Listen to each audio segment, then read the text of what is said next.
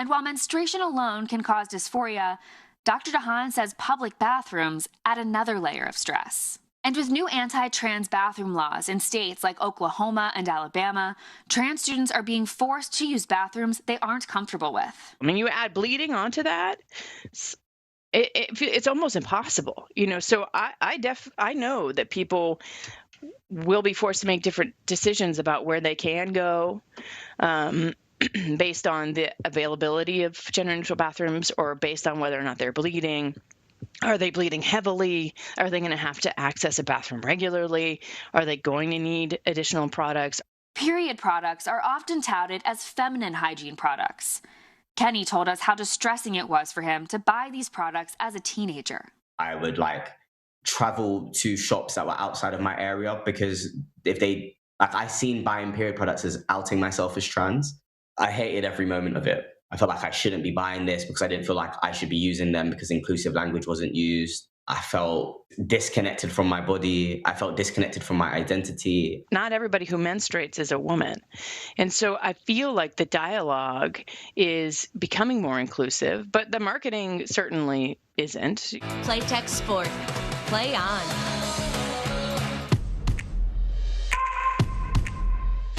In 2018, Pink Parcel's I'm On campaign sought to challenge the stigma around periods and portray a diverse group of people who menstruate. And after careful consideration, Kenny agreed to be part of the campaign. A lot of the comments under the article and the campaign was very much from cis women being like, I had never considered this, but oh my God, I can't now unsee it. I had a few trans men message me and basically they were upset with me. Again, for aligning our bodies more with women's bodies. I chose to be a part of that campaign was because it felt freeing. The idea of taking something that I was so ashamed of and caused such a disconnect in my body and made me feel fractured in my identity, owning up to that and being like, I'm going to feel powerful in this situation and I'm going to say that this is just a bodily function that I experience and it doesn't determine my gender. I determine my gender. And according to Dr. DeHaan, transgender feminine individuals can experience what they call a, quote, cyclical hormonal milieu. Some people are on testosterone blockers or estrogen or progesterone or a combination of all the above. And so depending on where they are in terms of their delivery of medication or their dosing, they might feel some hormonal fluctuations. And that is what a cycle is hormonal fluctuation. Dr. DeHaan says understanding the chronic stressors that impede on a transgender person's life is crucial. We're at higher risk of depression, anxiety, suicide, unstable housing, inadequate access to jobs, all of those things. So when you're thinking about addressing gender-affirming care, you have to be trauma-informed in your approach. You have to understand that daily chronic stress and the buildup of that over somebody's lifetime. It's very significant for a lot of us. Using inclusive language would have made all of the difference for little Kenny. I would just like trans people to be thought about. I think we've spent so long not being thought about and being, on the back burner of these discussions. But, periods affect us just as much as they do cis women. We'll get to some of today's other top stories in a moment, including the crypto collapse tanking El Salvador's promised Bitcoin future.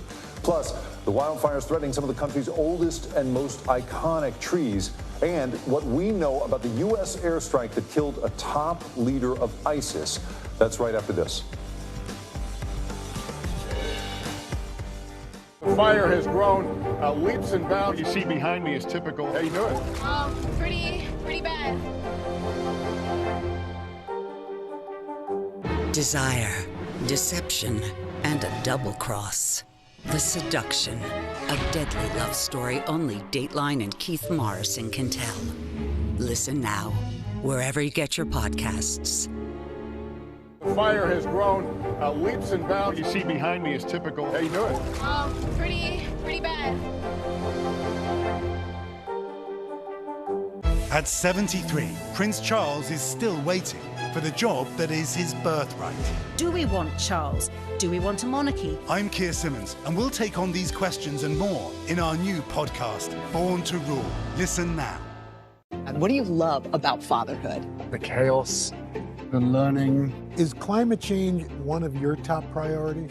What's your message to girls who want to make a difference in their own communities? Believe in yourself. We're here to start conversations about the big things happening in our world, because it's not my job to tell you what to think. My job is to think about what you tell me. Now tonight with